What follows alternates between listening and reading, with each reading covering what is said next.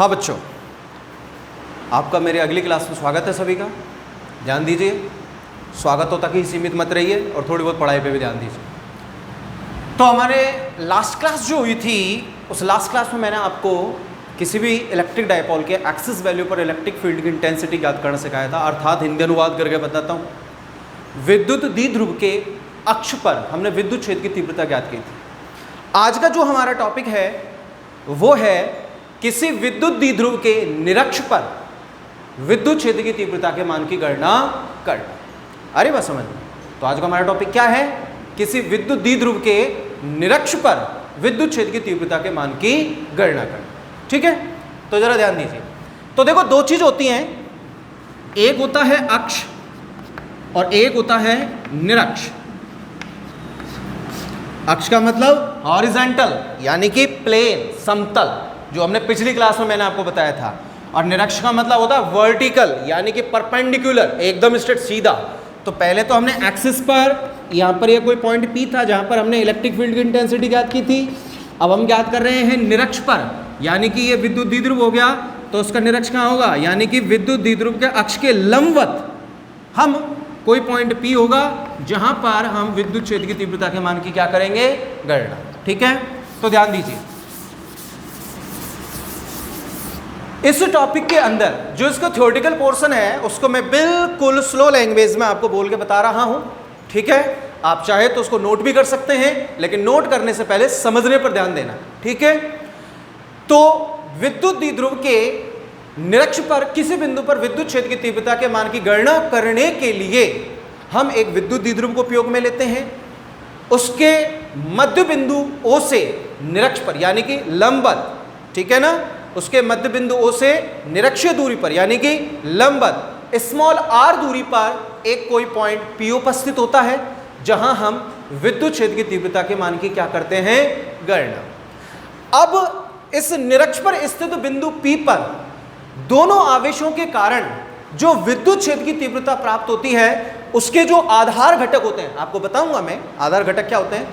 तो point P पर विद्युत द्विध्रुव के दोनों आवेशों के कारण जो विद्युत क्षेत्र की तीव्रता होती है, उसके जो आधार घटक होते हैं वो तो परिमाण में भी बराबर होते हैं और दिशा में भी कैसे होते हैं? समान दिशा में होते हैं, जिसके कारण वो आपस में जुड़ जाते हैं। ठीक है, जबकि पॉइंट P पर दोनों आवेशों के कारण विद्युत क्षेत्र के जो लंबवत घटक हमें प्राप्त होते हैं, वे लंबवत घटक परिमाण में तो बराबर होते हैं भैया, लेकिन वो दिशा में कैसे होते हैं? जस्ट एक दूसरे के विपरीत होते हैं। और दिशा में विपरीत होने के कारण वो एक दूसरे को क्या कर देते हैं? निरस्त कर देते हैं। आ रही बात समझ में? अर्थात इससे क्या स्पष्ट हो रहा है कि आधार घटक परिमाण में बराबर है और दिशा में भी कैसे हैं? एक समान है। इसलिए यहां पर जो विद्युत क्षेत्र की जो तीव्रता हमें प्राप्त होगी वो अक्ष के समानांतर दिशा में क्या होगी? प्राप्त होगी। ध्यान दीजिए, कैसे निकालेंगे? आपके सामने मैं विद डायग्राम हर एक कंसेप्ट को ढंग से क्लियर कराता हूं। ओके, तो हमारा टॉपिक हो गया विद्युत द्विध्रुव के निरक्ष पर विद्युत क्षेत्र की तीव्रता के मान की गणना करना। तो मैं यहां पे लिख देता हूं विद्युत द्विध्रुव के निरक्ष पर विद्युत द्विध्रुव के निरक्ष पर विद्युत क्षेत्र की तीव्रता के मान की गणना। ठीक है, इसके लिए आप देख सकते हैं, मैंने एक यहां से देखिए, मैंने एक इलेक्ट्रिक डायपोल यानी कि एक विद्युत द्विध्रुव को उपयोग में लिया है। ये इसका पॉइंट A, ये इसका पॉइंट B। ओके, यहाँ पर ये -q आवेश बैठा हुआ है भैया पॉइंट A पर, और पॉइंट B पर +q आवेश बैठा हुआ है। ये इन दोनों आवेशों के मध्य की अल्प दूरी 2a। तो ये बनी गया है ना हमारे पास विद्युत द्विध्रुव। मान लेते हैं ये इस इलेक्ट्रिक डायपोल का मिडस्ट पॉइंट है, मध्य बिंदु O है। तो भैया ये दूरी कितनी हो जानी है? स्मॉल a, और ये दूरी भी कितनी हो जानी है? स्मॉल है। ठीक है, अकॉर्डिंग अवर डेफिनेशंस, अकॉर्डिंग अवर थ्योरी, हम हमारी लैंग्वेज के अनुसार देखते हैं कि इस विद्युत द्विध्रुव के मध्य बिंदु O से निरक्ष पर यानी कि लंबवत ऊपर की ओर कितनी दूरी पर? स्मॉल r दूरी पर एक कोई पॉइंट P उपस्थित होता है जहां में विद्युत क्षेत्र तीव्रता ज्ञात करनी है। तो आप देखेंगे, ये लीजिएगा, निरक्ष पर पॉइंट O से स्मॉल r दूरी पर, ये स्मॉल r डिस्टेंस हो गई, यहाँ पर ये कोई पॉइंट P उपस्थित है जहाँ पर हम विद्युत क्षेत्र की तीव्रता के मान की क्या करते हैं, गणना। तो ये पॉइंट P है जहाँ पर हमें विद्युत क्षेत्र तीव्रता के मान की गणना करनी है। इस पॉइंट P पर मैंने एक परीक्षण आवेश Q नोड को उपयोग में ले लिया है। ले लिया? उम्मीद करता हूँ यहाँ तक समझ में आया होगा। लेकिन अब मैं जो समझाने वाला हूँ उस पर आपको ढंग से ध्यान देना है, ठीक है ना, ढंग से समझना है। तो आप देखिएगा, पॉइंट P पर जो विद्युत क्षेत्र तीव्रता निकलेगी उसे हम कैसे निकालेंगे? पहले माइनस Q आवेश के कारण ज्ञात करेंगे, फिर प्लस Q आवेश के कारण ज्ञात करेंगे। दोनों के कारण जो विद्युत क्षेत्र की तीव्रता प्राप्त होगी दोनों को जोड़ देंगे तो पॉइंट P पर टोटल इलेक्ट्रिक फील्ड की इंटेंसिटी निकल कर आएगी। आ रही है बात समझ में? हाँ तो रही है गुरुजी। तो देखो यार कैसे निकालें भाई, आ जाओ। सबसे पहले डायरेक्शन देखिएगा। जब मैं पॉइंट P पर विद्युत क्षेत्र की तीव्रता निकालूंगा तो सबसे पहले मैं इनकी डायरेक्शंस देख लेता हूं। तो ये माइनस Q, ये प्लस Q नॉट, तो ये इसको अपनी ओर अट्रैक्ट करेगा कि नहीं करेगा? तो डायरेक्शंस डाउनवर्ड, नीचे की ओर आ रही है कि नहीं आ रही है? और जब मैं प्लस Q के कारण पॉइंट P पर विद्युत क्षेत्र की तीव्रता निकालूंगा तो विद्युत क्षेत्र की दिशा क्या बन जाएगी? देख लीजिएगा भैया, ये प्लस Q है और ये प्लस के Q नोट हैं, तो ये दोनों एक दूसरे से प्रतिकर्षित होंगे तो इसको इसकी दिशा में भेज देगा कि नहीं? तो ये जो एरो का साइन मार्क इसी डायरेक्शन को व्यक्त कर रहा है। तो ये तो हो गया E प्लस Q और ये हो गया E माइनस Q। आ रही बात समझ में? अब मैं क्या करता हूं, इनको घटकों में वियोजित करता हूं। तो ये लीजिएगा, घटकों में वियोजित कर देते हैं। तो देखो इसको मैं यहां लिख देता हूं E प्लस Q और ये पॉइंट P है जहां पर ये परीक्षण आवेश Q नॉट रखा हुआ है और यहां पर हम विद्युत क्षेत्र की तीव्रता को ज्ञात कर रहे हैं। अब मैं इसको घटकों में वियोजित करता हूं तो एक लाइन तो मैंने यहाँ पर ये रचना की है, ये लीजिएगा, और एक रचनात्मक लाइन मैंने यहाँ खींची, ठीक है। अब मैंने क्या किया है, इस पॉइंट से इस वाली रेखा पर एक लंब डाला है, डाल दिया लंब, तो ये 90 डिग्री का एंगल बन रहा है कि नहीं? बन रहा है 90। और ये आपके पास क्या बन रहा है भैया? थीटा एंगल बन रहा है कि नहीं बन रहा है? यहां से मैंने इस पर परपेंडिकुलर कंफर्म किया तो ये तो 90 डिग्री का कोण बन गया और ये थीटा एंगल बन रहा है कि नहीं? अब आप जानते ही हैं, आप लोअर स्टैंडर्ड से इस चीज को पढ़ते आ रहे हैं, थीटा के सामने वाली भुजा लंब, 90 के सामने वाली कर्ण और शेष तीसरी क्या होती है? आधार, ठीक है। आपको मैंने 11th क्लास से पढ़ाता आ रहा हूं या आपने जाना होगा कि घटक दो प्रकार के होते हैं। नंबर 1 आधार घटक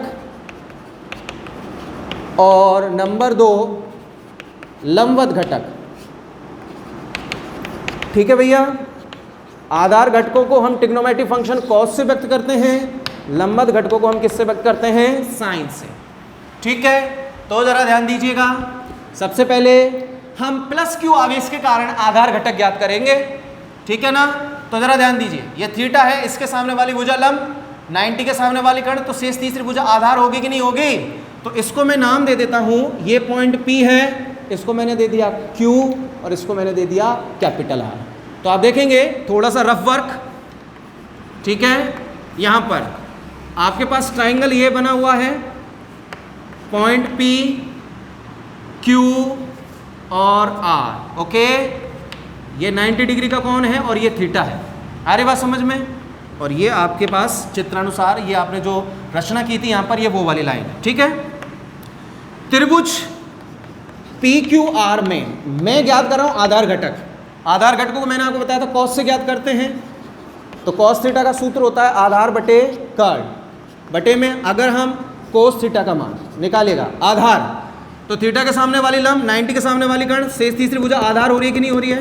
तो आधार कितना हो रहा है? R³ बटे में 90 के सामने वाली कर्ण, ठीक है। ये 90 इसके सामने वाली कर्ण है क्या नहीं? तो ये वाली भुजा कर्ण है क्या नहीं? इस चित्र में देखिए ये वाली भुजा कर्ण है ना, और ये कर्ण वाली भुजा कितने के बराबर है? यानी कि प्लस Q आवेश कर्ण विद्युत क्षेत्र की दिशा को व्यक्त कर रही है। तो हमारे पास यहाँ पर K की जगह पर मैं लिख दूंगा E प्लस Q, इसके बटे में मेरे को आधार RQ का मान चाहिए, तो RQ बराबर में कितना हो जाएगा? E plus Q cos theta. तो प्लस Q आवेश के कारण जो विद्युत क्षेत्र की तीव्रता का आधार घटक है उसका मान कितना निकल कर आ रहा है? E plus Q cos theta. तो यहाँ पर हमने लिख दिया E plus q cos theta, लिख दिया। अब देखो अगर मैं इस रेखा को थोड़ा सा आगे की ओर बढ़ाऊं तो ये वाली भुजा इस वाली भुजा के समानांतर होगी कि नहीं होगी? होगी ना समानांतर। जब इस वाली भुजा का परिमाण E plus q cos theta है तो इसके समानांतर ये है, तो ये भी कितनी हो जाएगी? E plus q cos theta. आई बात समझ में? क्लियर? ओके। आफ्टर ऑल अब हम बात करते हैं, तो ये हमने निकाला आधार घटक, किसके कारण निकाला भैया? ये हमने निकाला है प्लस क्यू आवेश के कारण, ठीक है। अब हम बात करते हैं माइनस क्यू आवेश के कारण। तो आप देखेंगे ये जो पॉइंट ए है, इस पॉइंट ए से मैंने इस भुजा पर लंब डाला है, तो देखिए यहां से ये मैंने लंब डाल दिया लंब।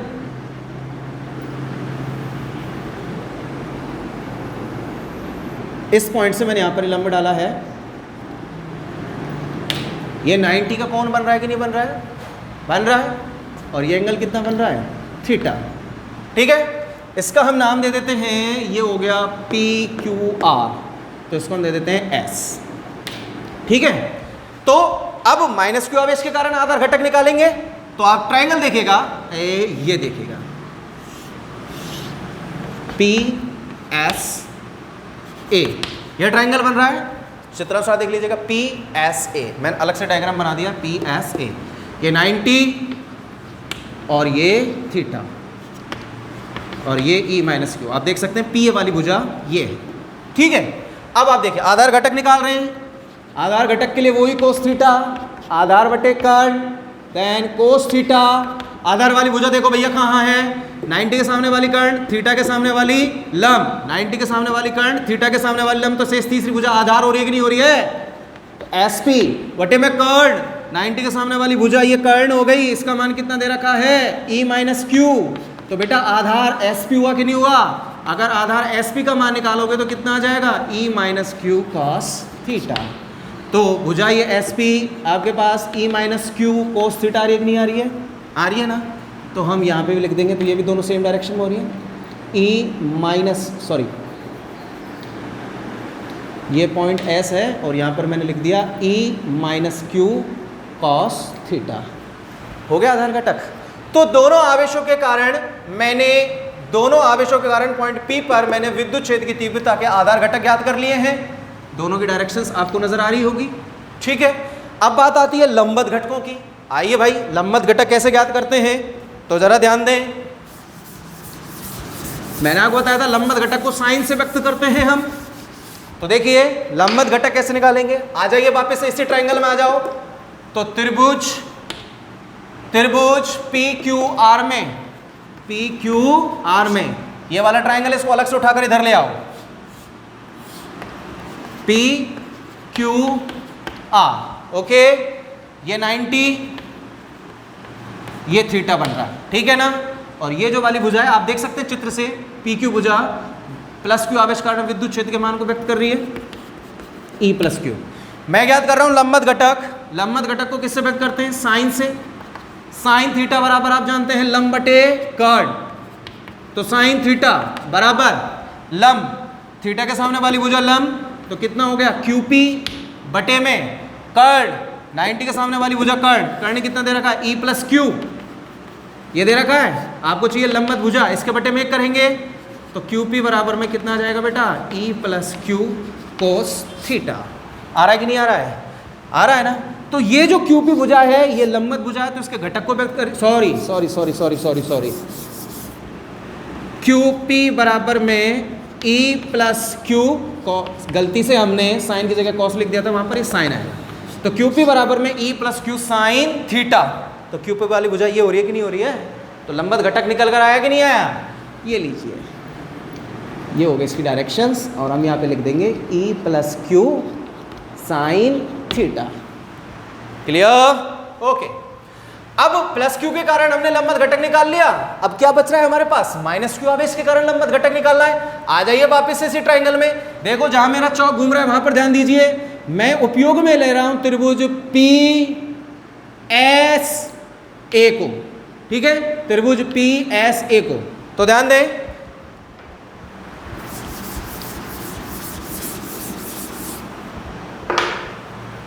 त्रिभुज PSA में मैं लंबवत घटक याद कर रहा हूं, लंबवत घटक निकाल रहा हूं, तो वही साइन थीटा बराबर में लंब बटे कर्ड, साइन थीटा इजिकल्स टू में आपके सामने मैं डायग्राम बना रहा हूं अलग से, वो देखो त्रिभुज PSA, इसको अलग से उठा के ला रहा हूं मैं, सॉरी PSA,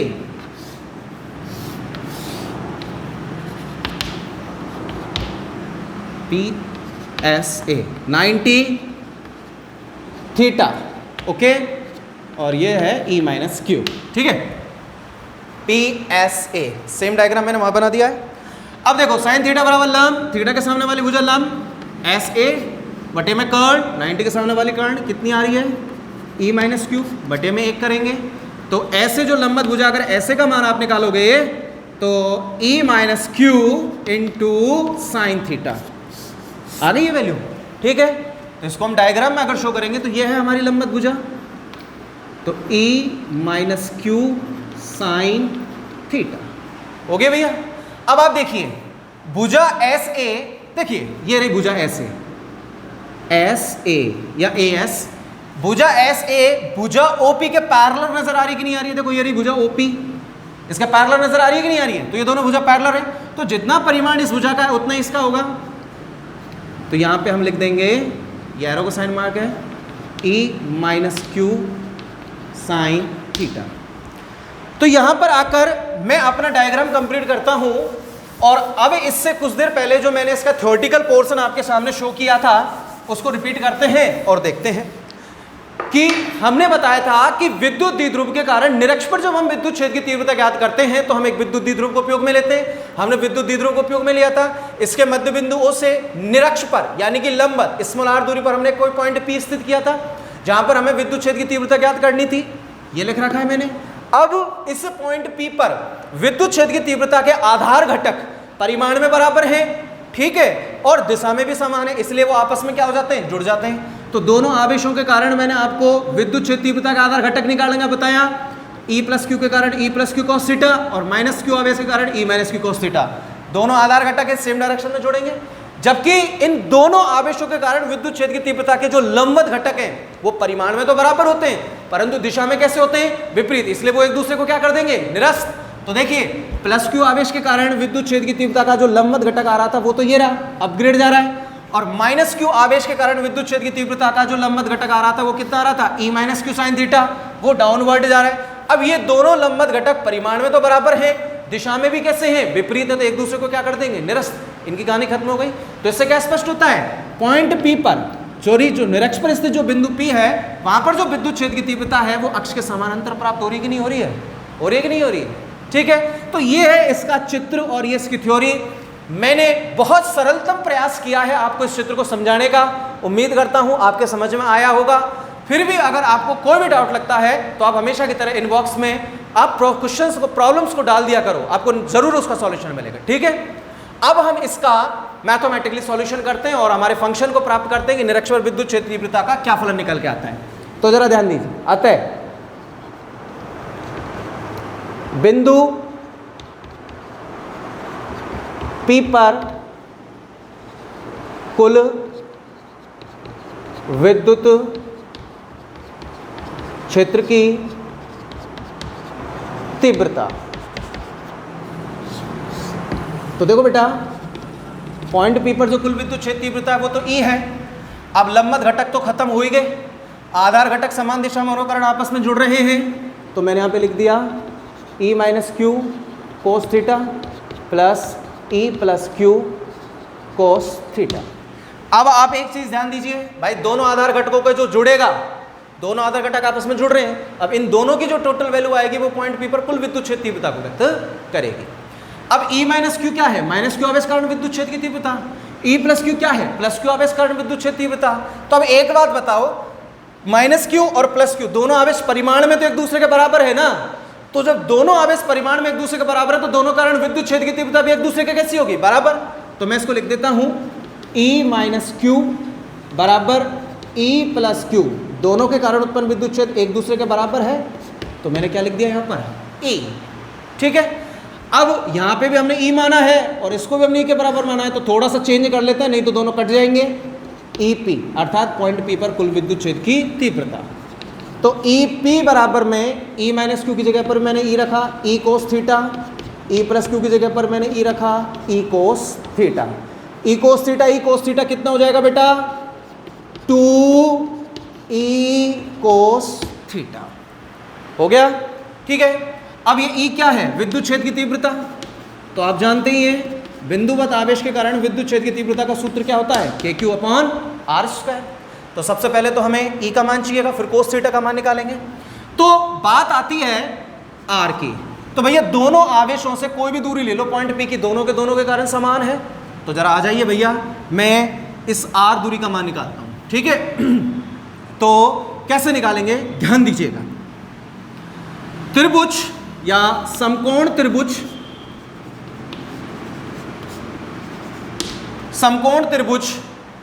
AOP में समकोण त्रिभुज AOP में, क्लियर? AOP में, ठीक है, पाइथागोरस प्रमेय से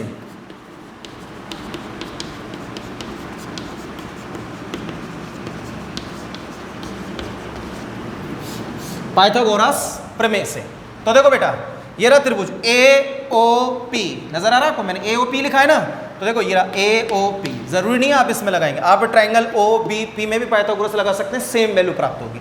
ठीक है, पाइथागोरस प्रमेय क्या कहती है कि कर्ण का स्क्वायर लंब और आधार दोनों के स्क्वायर के योग के कैसा होता है? बराबर। तो आप तो इतना पढ़े लिखे हैं, मैं डायरेक्टली मान लिख रहा हूं। ये 90 डिग्री का एंगल है क्या? नहीं हमारे पास 90 के सामने वाली भुजा कर्ण, तो मैं यहां पे लिखूंगा AP का स्क्वायर बराबर लंब का स्क्वायर प्लस आधार का स्क्वायर। तो आपके सामने लंब हो गया R स्क्वायर और आधार हो गया A स्क्वायर। AP का मान निकालेंगे तो दोनों पक्षों को वर्गमूल ले लेंगे, तो ये कितना हो जाएगा? R square plus A square. अब AP माइनस Q से पॉइंट P के मध्य की दूरी हो रही है कि नहीं हो रही है? AP। तो हमारे पास जो आवेश से जिस पॉइंट पर हम ज्ञात करते हैं उस दूरी को हम R से व्यक्त करते हैं। तो हमारे पास R बराबर A कितना हो गया? AP। और AP का मान हमने क्या निकाला है? Root R square plus A square. अब देखो जितनी दूरी ये है ना बेटा माइनस क्यू आवेश से, उतनी ही दूरी किससे है? प्लस क्यू आवेश से। अगर आप यहां पर भी क्या लगाओगे? पाइथागोरस लगाओगे, तब भी आपके पास यही वैल्यू निकल कर आएगी। ठीक है, अब और कौन बच रहा है? Cos theta. अब कोस थीटा का मान निकालते हैं, तो वो ही त्रिभुज AOP में कोस थीटा का मान निकालो। कोस थीटा बराबर आधार बटे कर्ण। ठीक है बेटा, कोस थीटा बराबर, ठीक है।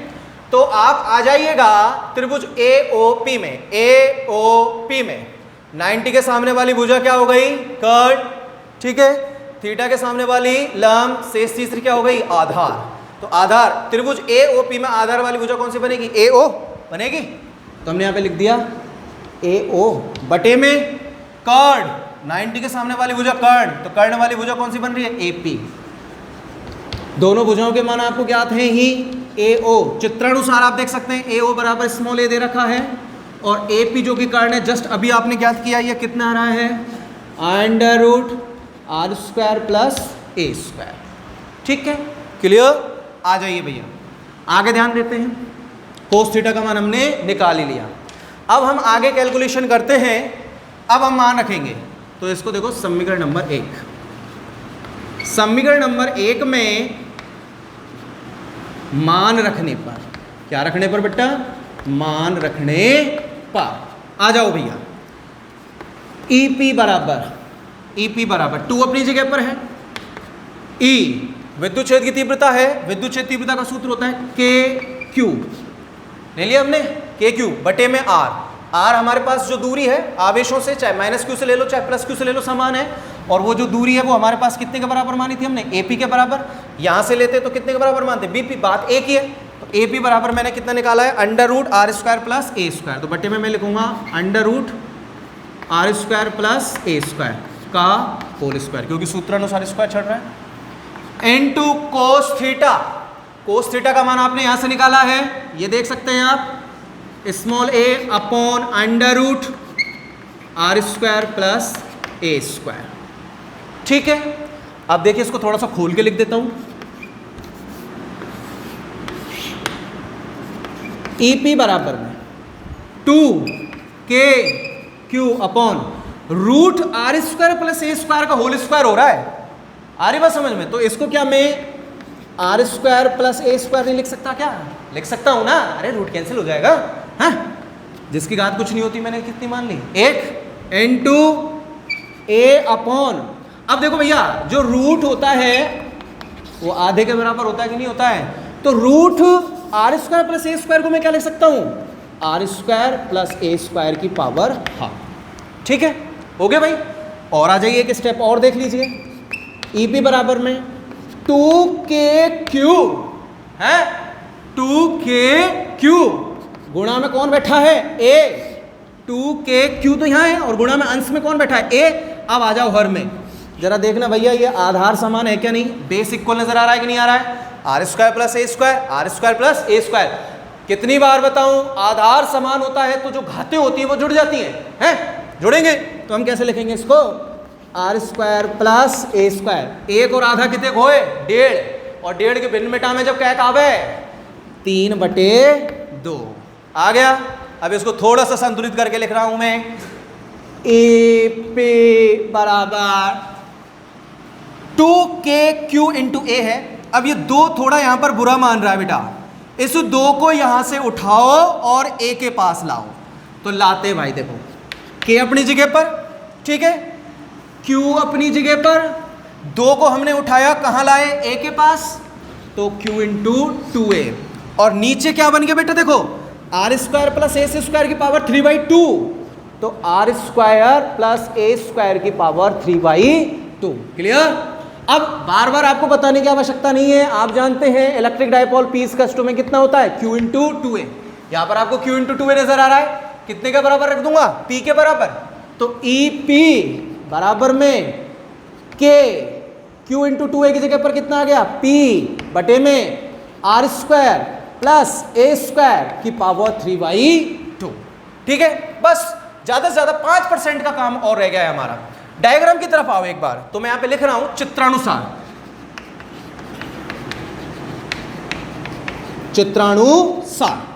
चित्रानुसार आप देखिएगा, एक तो ये डिस्टेंस r है आपके पास, आपको दिखाई दे रही होगी ओपी के मध्य की दूरी r, और एक डिस्टेंस दिखाई दे रही है आपको a।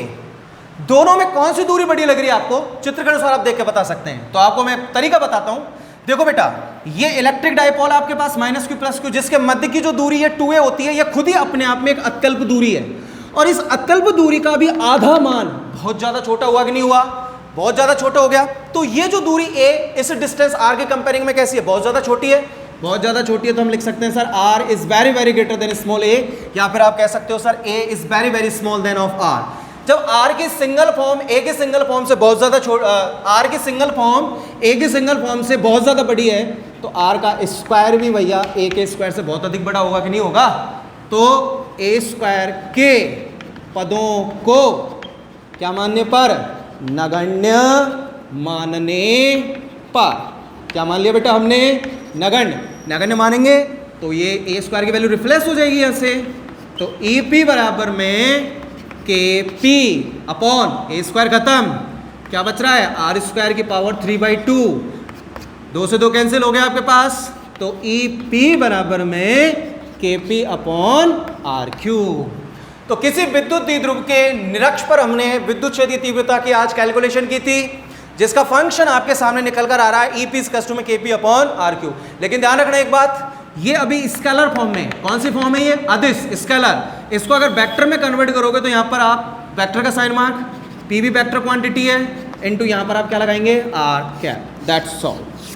तो आज की जो क्लास है उसमें हमारा मुख्य उद्देश्य यही था कि किसी विद्युत द्विध्रुव के निरक्ष पर हमको विद्युत क्षेत्र की तीव्रता के मान की गणना करनी है, जिसमें सबसे इंपॉर्टेंट, देखो ये मैथमेटिकल कैलकुलेशन मायने नहीं रखती, मायने रखता है डायग्राम, जो कि मैंने आपको मोस्टली टाइम इस डायग्राम को समझाने में लिया है।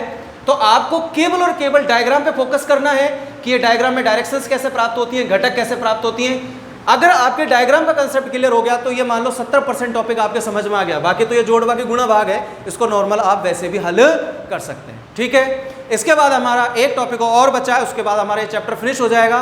उस टॉपिक की चर्चा हम अगली क्लास में करें। धन्यवाद।